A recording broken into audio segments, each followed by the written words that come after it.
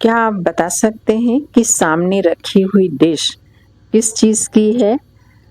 नहीं बता सकते? तो चलिए मैं बताती हूँ, ये है गिलकी का भरता। तो आप कहेंगे कि एक तो गिलकी और उसका भी भरता बना दिया, लेकिन आप यकीन मानिए कि ये इतनी टेस्टी बनती है कि एक बार अगर आप बनाएँगे तो सब्ज़ी बनाना छोड़ के भरता ही खाएँगे। तो हमारे घर भी बच्चों को पसंद नहीं है, लेकिन उनको बताया नहीं मैंने कि क्या बनाया है, तो उन्होंने तो खूब माँग-माँग करके खाया। ठीक है, तो इसको बनाने के लिए बिल्कुल नर्म सॉरी ये गिलकी लेंगे। तो हमारे यहाँ ये इस टाइप की मोटी गिलकी मिलती है जो अंदर से बिल्कुल सॉफ्ट होती है। मतलब कि इसकी सब्ज़ी तो बिल्कुल मक्खन जैसे बनती है कि ऐसे ही खा जाओ।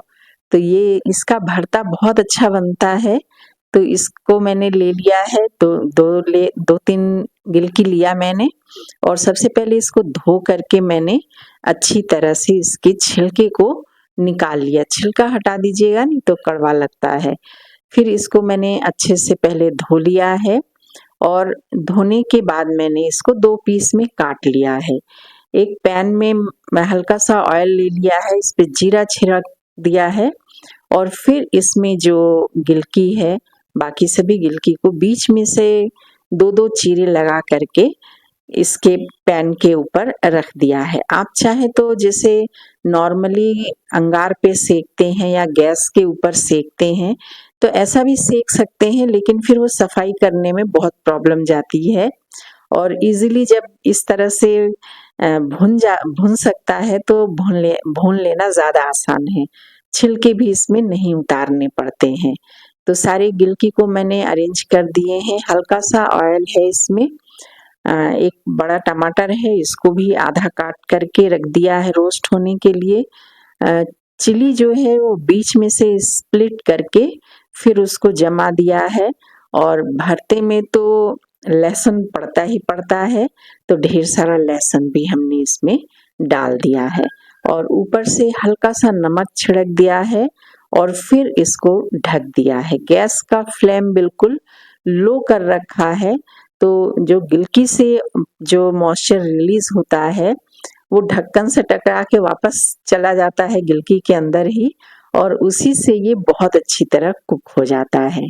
तो थोड़ी देर के बाद जब ये एक साइड से कुक हो जाए, तो इसको पलट दीजिए और पलट देने के बाद फिर से दोबारा पलटिए और जो टमाटर हैं इनके छिलके को चिमटे से पकड़ करके हटा दीजिए, बड़े आसानी से निकल जाते हैं। तो देखिए लगभग अब सभी के सभी बहुत अच्छी तरह से हो गए हैं। इसको बंद किया है, गैस बंद कर दिया है और 5 मिनट के बाद इसको खोल करके हम एक अलग बर्तन में निकाल लेंगे और इसको ठंडा होने के लिए रख देंगे।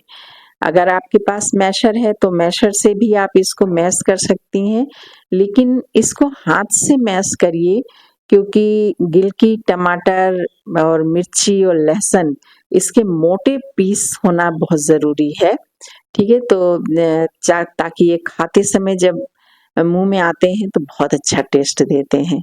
तो सबसे पहले लहसुन मैंने मैश कर लिया है, बिल्कुल सॉफ्ट हो गए हैं।